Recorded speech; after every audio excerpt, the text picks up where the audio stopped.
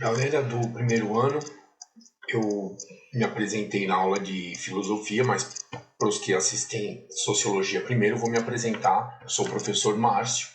Esse ano eu vou passar para vocês via aulas gravadas as disciplinas de filosofia e sociologia, sendo que vão haver vão haver duas aulas semanais, né, uma de cada disciplina, e eu vou colocar na plataforma de vocês a recomendação dos links que eu vou postar no meu canal do YouTube e vou recomendar a confecção, né, o feitio dos exercícios de cada módulo que a gente for estudando nas aulas, tá?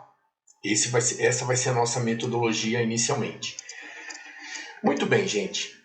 Para essa primeira aula, a gente vai abordar o módulo número 1 da apostila de Sociologia, tá? Essa aula vai ser a de Sociologia. A de Filosofia já está gravada e eu vou colocar para vocês no diário. Gente, a disciplina de Sociologia, ela se tornou uma ciência, a Sociologia em si se tornou uma ciência no século XIX, porque houve a necessidade de um entendimento melhor, de um entendimento científico por parte dos estudiosos das mudanças que estavam havendo na sociedade. Veja, desde o século XVIII, depois da Revolução Francesa, e no início do século XIX, com a industrialização na Europa, principalmente na Inglaterra, houveram muitas mudanças nas interações entre os indivíduos, né, e nas relações sociais, como um todo, na sociedade, e principalmente nas relações de trabalho. Veja, se a gente retornar na história até a Revolução Francesa, a gente vai entender que na França a burguesia se uniu com o proletariado, com os trabalhadores, com o povo, entre aspas, porque havia dois interesses maiores, tá? Primeiro, a burguesia se interessava muito nas decisões políticas, porque eles detinham o dinheiro, gente. E a monarquia decidia tudo sozinha. Então, a burguesia da França, no século XVIII, passou a querer... vamos dar esse nome, né? Dar pitaco nas decisões políticas. Ou seja, puxar a sardinha para o seu lado, defender os seus interesses. E o povo, por um outro lado, estava assim cansado, exausto de pagar impostos altíssimos e trabalhar de sol a sol para viver numa dinâmica miserável, numa dinâmica muito pobre, né? num sistema que reduzia muito a possibilidade de aquisição do povo francês, porque esse povo tinha que sustentar, através de impostos, aquela monarquia. E a monarquia vivia no bem bom, né? Aqueles banquetes, aquelas coisas. Veja, a monarquia detinha esse poder secular, né? Que passava de geração em geração. A família do rei tinha o príncipe, depois o príncipe virava rei, depois os filhos do príncipe, que já era rei, viravam príncipe, e assim por diante, um virando rei, Quer dizer, a monarquia e a nobreza francesa, assim como todas, né, elas se perpetuavam ao longo do tempo por uma questão hereditária. E isso aí realmente já estava causando abuso no povo. Porque a partir de certo momento, esse povo começou a reparar nas diferenças de vida, né? Bom, gente, isso tudo que eu tô relembrando para vocês é a parte da história, né? O contexto histórico no qual a sociologia surgiu, tá? Se vocês tiverem mais dúvidas a respeito da história dos principais confrontos, dos principais conflitos, é interessante vocês procurarem o professor Anselmo ou qualquer um dos professores de história que seja o vosso professor, né? Que eu lembro do Anselmo, né? Eu não conheci os outros. e pedir para eles, né, contextualizarem melhor ao século XVIII e o século XIX, tá? Com a Revolução Francesa e logo em seguida as revoluções industriais, principalmente a da Inglaterra. Muito bem. Aí, beleza. Houve a queda da monarquia na Revolução Francesa.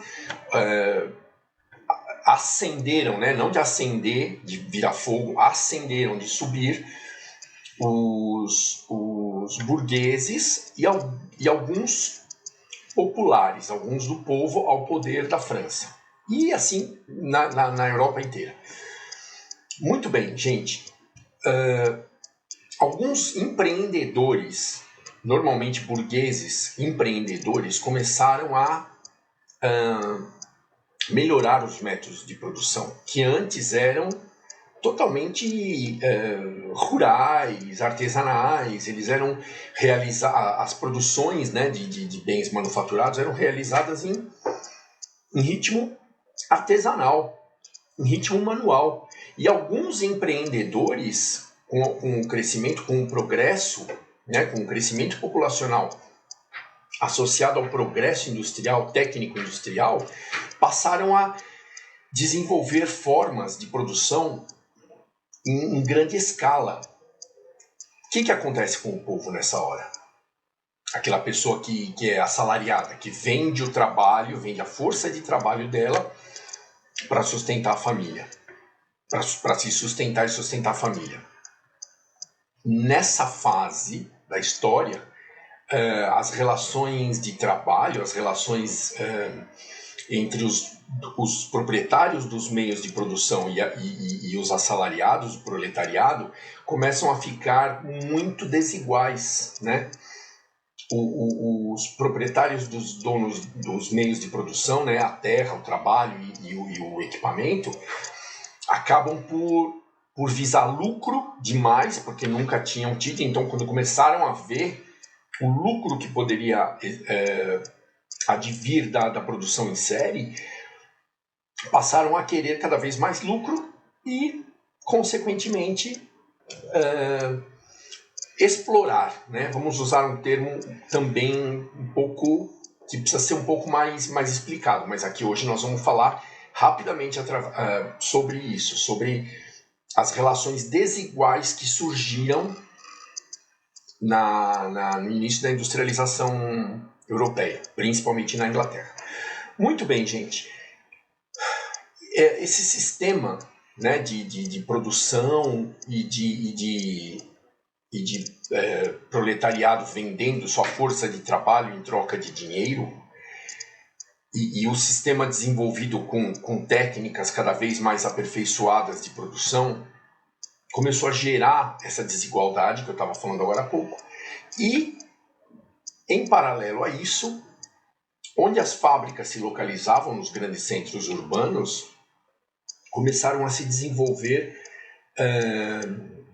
bairros de moradias para os trabalhadores, né? Para que eles não tivessem que percorrer grandes distâncias para irem para a fábrica trabalhar.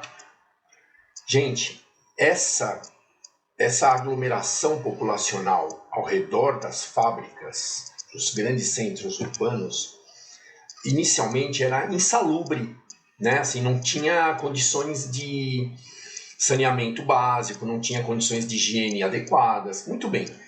Além disso, além de ser insalubre, era precário, né? Vamos fazer um ensaio mental aqui, vamos projetar um cenário de algumas pessoas, né, que querem morar ao redor das fábricas e acabam construindo moradias precárias, que hoje a gente chamaria de barraco, hoje a gente chamaria de comunidade. Bom, enfim, na Inglaterra, principalmente, vou falar várias vezes isso porque nos exames de vestibular e nos exames de admissão para cursos superiores que vocês vão enfrentar agora no final do ensino médio, vocês vão ter várias perguntas a respeito de onde iniciou o sistema de desigualdade, né, a dinâmica de desigualdade entre os proprietários dos meios de produção e o proletariado, que vendia a força de trabalho. E por isso que eu estou frisando tanto a Inglaterra, porque nessas respostas vocês vão procurar questões, vão procurar alternativas que dizem respeito à Inglaterra do século XIX, do início do século XIX. Gente, final do século XVIII e início do século XIX. Gente, para estudar essas relações de uma forma menos caótica, menos desesperada, menos agressiva, surgem algumas pessoas que começam a entender os interesses começam a estudar os interesses dos burgueses, dos donos dos meios de produção, e os interesses dos proletários, né? E começam a estabelecer relações de poder, né? Começam a descrever teorias sobre as relações de poder. Mas essas teorias elas não estavam comprovadas cientificamente. Não tinham metodologia, não existia um critério científico para classificar essas relações de poder, de comando e principalmente a relação de trabalho. Aí surge a sociologia como ciência que vai se basear na matemática, porque a matemática teria sido, depois de René Descartes, o grande substrato, né, a grande estrutura que iria sustentar qualquer tipo de afirmativa científica, qualquer tipo de teoria, porque a matemática é exata, né, gente? A gente sabe disso. Nós passamos a vida nos baseando em números, né? Nós passamos a vida nos baseando em quantidades para classificar a grande maioria dos fenômenos e dos resultados, né? Gente, um exemplo, ó. Como tudo na sociologia era baseado na matemática, para dar processos, para definir processos sociais, né, interações entre indivíduos, entre sociedades, entre grupos sociais. A matemática tem uma ferramenta chamada estatística, né, que vocês, a essas alturas do campeonato, devem conhecer parcialmente. A estatística, gente, gera aqueles resultados, vou dar exemplos bem acessíveis para nós, percentuais. Um exemplo numa fala, né, de televisão que talvez vocês consigam associar com isso que eu estou falando. Olha, aparece o repórter lá falando, tantos por cento da população de São Paulo vive em moradias que não possuem... eu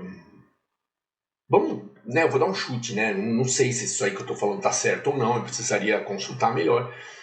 Vamos lá, tantos por cento da população de São Paulo vive em moradias, né? Tantos por cento da população. Então, vamos conjugar o verbo no singular. Vive em moradias que não possuem saneamento básico.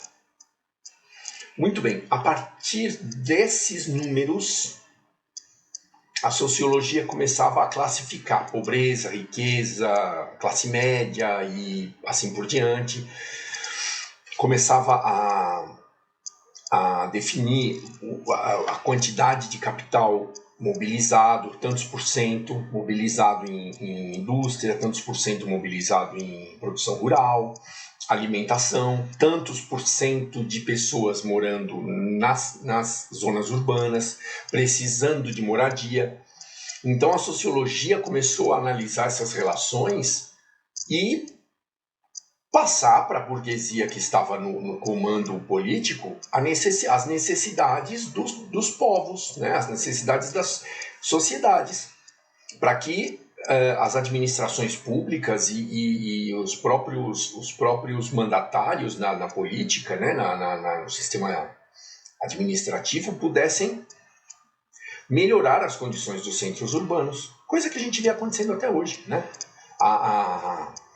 As estatísticas são usadas pelo meio político, pelo meio administrativo, para saber tantos por cento de uma rua que está asfaltada, quanto falta para asfaltar, quanto nós vamos precisar de capital mobilizado, quanto que a gente vai precisar investir. Enfim, existem uma série de cálculos, existe uma série de medidas que tem que se basear nas estatísticas, tem que se basear na coleta de informações. Gente, um exemplo que eu posso dar para vocês, que inclusive está na apostila no módulo 1, é o recenseamento. Sabe aquilo que a gente chama de censo?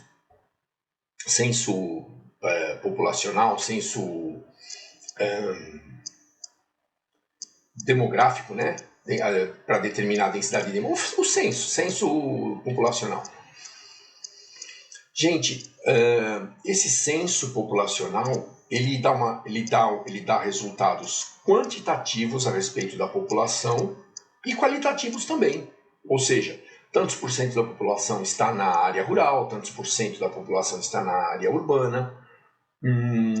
A mancha de produção de alimentos, né, a faixa de produção de alimentos está se estendendo até tal lugar do Brasil e ao contrário, a mancha de consumo, né, os centros urbanos estão necessitando de uma produção assim, assado. Bom, enfim, vários números, vários resultados surgem a partir das análises das interações e das necessidades, que são baseadas em estudos quantitativos, são baseadas em informações colhidas em campo, né? A sociologia, ela estuda desde a interação entre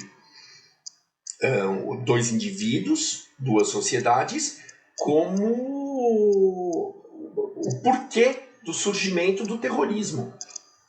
Também é uma informação da apostila de vocês. Quais os movimentos sociais que deram origem ao terrorismo? Quais os movimentos sociais que causam o sectarismo, né? A separação e como é que se diz? O racismo religioso, né? Em países como a Europa, como os Estados Unidos. Então, todos esses dados são ou gerados pela administração, pelos institutos de pesquisa, mas são analisados para que se conclua algumas teses por sociólogos, por pessoas que estudam os movimentos sociais, estudam as interações sociais. Gente, na apostila de vocês de sociologia do primeiro ano, vocês vão ter um trecho de um livro do Charles Dickens, um autor inglês, né, muito famoso, que viveu no século XVIII, viveu no século XIX, perdão, sobre as relações iniciais a respeito da tecnologia, do pensamento prático e Bom, quem tiver curiosidade, e eu recomendo essa curiosidade, leia esse trecho, certo? A respeito de um proprietário de escola e a reação dele quando vê um circo surgindo numa cidade na qual ele tinha a escola dele. Tentem ler. Façam esse esforço. Eu sei que vocês vão ter 20 mil coisas para fazer, fora a novidade que é passar do nono ano para o primeiro ano médio, né? Que agora vocês estão eufóricos. Mas vamos lá, vamos tentar acompanhar um pouquinho da sociologia, que isso aí vai fazer o entendimento de vocês crescer exponencialmente. Leiam esse trecho do livro para vocês entenderem as condições as condições do pensamento mecanicista, né? Do pensamento. Não, nós temos que educar para formar pessoas produtivas para que nós consigamos alcançar o progresso. E o progresso, em tese, melhoraria a condição de todos, tanto dos produtores, tanto dos proprietários dos meios de produção, como do povo, do proletariado, certo? Então, o grande objetivo nessa época da história era fomentar, né, assim, alimentar a instrução mecanicista, a educação, com vistas a melhorar a capacidade técnica dos indivíduos, a capacidade de melhorar os processos produtivos, ter ideias, né? A capacidade de ter ideias a respeito de melhores caminhos para se fazer as coisas. Outra coisa que eu vou pedir para vocês também no vídeo, por recomendação do próprio Rodrigo Suzuki, tá? Então, gente, percebam que trata-se de coordenação, pedindo que vocês façam isso, porque, gente, filosofia e sociologia, a galera não dá muito valor, mas assim, eu posso garantir para vocês que nos últimos 6 anos que eu tenho acompanhado exames de vestibular e de Enem e outros exames de admissão para o curso superior, concursos, existem questões tanto de história como de geografia que são muito mais facilmente respondidas se você tiver noções de sociologia e de história da filosofia, porque você vai concluir as respostas. Mesmo que você não tenha total domínio daquela matéria que está sendo pedido, total domínio daquele trecho do conteúdo que esteja sendo perguntado, através da filosofia, que é a ciência de pensar, você vai conseguir responder melhor, vai conseguir responder com mais facilidade, percebe? Então vamos lá. Na plataforma a gente vai discutir os resultados, né? Vai discutir as respostas, e quem se propuser a fazer e tiver alguma dúvida em alguma questão, por gentileza, manda recado para mim, que eu vou ler e vou tentar explicar essa dúvida para vocês, certo? E aí a gente vai chegar na resposta correta para as questões. As questões do módulo 1 de Sociologia estão na página 5 e 6. Olha, gente, é super babinha, vai. Não vamos chorar. São 2 páginas, são 6 exercícios. Gente, é muito fácil. 6 exercícios que vocês vão... presta atenção nos textos para não responder a bobrinhol, né? Gente, a matéria de Sociologia é uma matéria mais ou menos lógica. Quando vocês lerem o texto com atenção, tiverem a capacidade de interpretar e de compreender o que o texto está falando, você responde com facilidade a questão. Nem precisa estar de posse de alguns conhecimentos. Pela lógica dedutiva, né, pela dedução, você vai acabar descobrindo as respostas. Tá bom? Foi um grande prazer gravar essa aula para vocês. Eu desejo toda a sorte desse mundo para vocês no primeiro ano. Juízo nessa cabeça. Não venham pensando que vocês ainda estão no Fundamental 1, com ideias de fazer bagunça o tempo todo. Por gentileza, comecem a tomar rumo. Por favor, comecem a tomar rumo, que daqui para frente a coisa vai ficando cada vez mais séria. A necessidade de estudo, de entendimento e de amadurecimento, né? A maturidade, ela tem que caminhar junto com a necessidade de aquisição de conhecimento. Tá bom, gente? Boa sorte para vocês. Foi um prazer gravar essa aula para vocês. E meu nome é Márcio, novamente repetindo. Vou ministrar Filosofia e Sociologia para vocês esse ano de 2025. E qualquer dúvida, direcionem-na para mim no diário de classe. Tá bom? Um grande abraço a todos. Obrigado.